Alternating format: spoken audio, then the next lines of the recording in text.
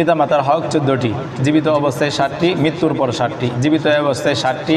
Number 1 Azmat, অর্থাৎ পিতামাতার প্রতি শ্রদ্ধাশীল হওয়া। নাম্বার 2 মহাব্বত, সর্বদা মনে প্রাণে তাদেরকে মহাব্বত করা। নাম্বার 3 ইতআত, সর্বদা তাদেরকে মেনে চলা, সর্বদাই তাদেরকে মেনে চলা। কতটুকু মেনে চলবো? শরীয়ত সম্মতভাবে যতটুকু কোরআন এবং হাদিস থেকে প্রমাণ পাওয়া যায়, যাতে আল্লাহর অবাধ্য না হয়, শরীয়তের বিরুদ্ধে না হয়, সর্বদা তাদেরকে মেনে চলা।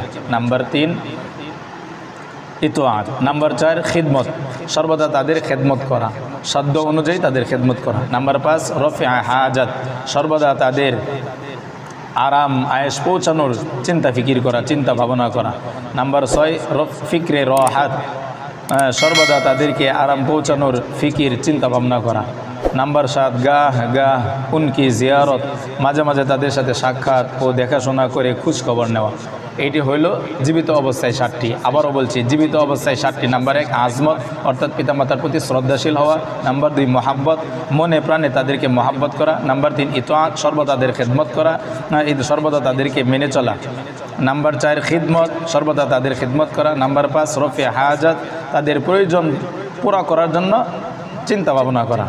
নাম্বার 6 ফিক্রে রাহাত, তাদেরকে আরাম আয়েশ পৌঁছানোর চিন্তা ফিকির করা। নাম্বার 7 গাহ উনকি জিয়ারত, মাঝে মাঝে তাদের সাথে সাক্ষাৎ ও দেখাশোনা করে খোঁজখবর নেওয়া। এই 60টি হইল জীবিত অবস্থায় 60টি। মৃত্যুর পর 60টি। নাম্বার 1 দুআয়ে মাগফিরত, মাতা পিতা কবরে চলে গেলে তাদের জন্য সর্বদাই তাদের জন্য আল্লাহর কাছে ক্ষমার জন্য তাদের জন্য দোয়া করা, যে আল্লাহ আমার আব্বাকে মাফ করো, আল্লাহ আমার আম্মাকে মাফ করো। অথবা কুরআনুল কারীমে যে দোয়া শিখিয়ে দিয়েছেন, আল্লাহ পাক রব্বির হামহুমা কামা রব্বায়ানি সগীরা, এই দোয়া করা।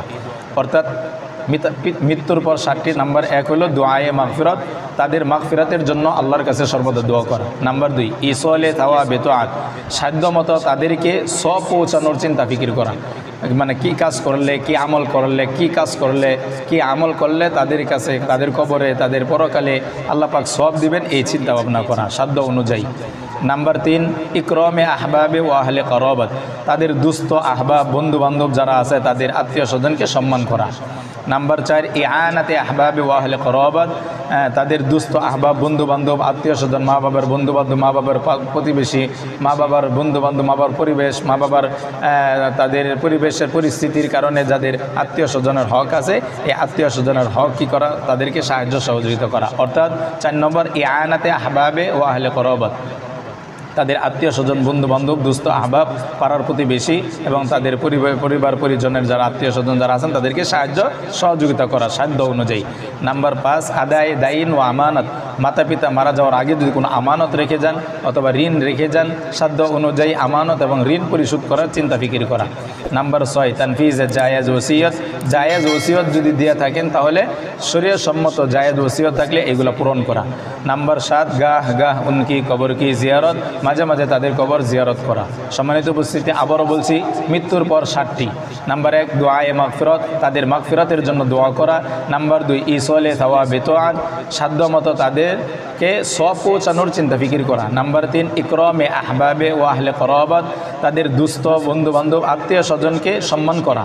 নাম্বার 4 ইআনাতে আহবাবে ও আহলে কারাবাত, তাদের দুস্থ আহবাব বন্ধু বান্ধব পাড়ার প্রতিবেশী তারা যারা মা বাপ যাদের সাথে উঠা বসা করতেন, সম্পর্ক রাখতেন, তাদেরকে সাহায্য সহযোগিতা করা, সাধ্য অনুযায়ী সাহায্য সহযোগিতা করা।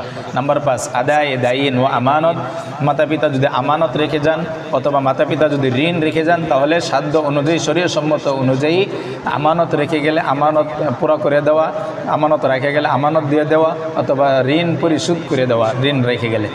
নাম্বার 6 তানফিজে জায়েজ ওসিয়ত, কোরআন এবং হাদিসের আলোকে শরীয়ত সম্মত ওসিয়ত যদি করে থাকেন তাহলে ওসিয়ত পূরণ করা। নাম্বার 7 গাহ উনকি কবর কি জিয়ারত, মাঝে মাঝে তাদের কবর জিয়ারত করা। সম্মানিত উপস্থিতি, আলহামদুলিল্লাহ আমরা এই 14টি হক সম্পর্কে আমরা জানতে পারলাম। মৃত্যুর পর 60টি, জীবিত অবস্থায় 60টি। এই 60টি হক জীবিত অবস্থায় 60টি এবং মৃত্যুর পর 60টির জন্য আল্লাহ পাক রব্বুল আলামিন আমাদের প্রত্যেককে, বিশেষ করে আমাদের মুসলিম উম্মার যুবক যুবতীদেরকে আল্লাহ পাক রব্বুল আলামিন 60টি এবং 60টি, মৃত্যুর পর 60টি, জীবিত অবস্থায় 60টি, এই হকগুলোকে আদায় করে চলে আল্লাহ পাকের রেজামন্দি হাসিল করে জাহান্নাম থেকে মুক্তি পেয়ে জান্নাতে যাওয়ার মতন আল্লাহ পাক রব্বুল আলামিন আমাদের সবাইকে কবুল করেন। সকলে বলেন আমিন।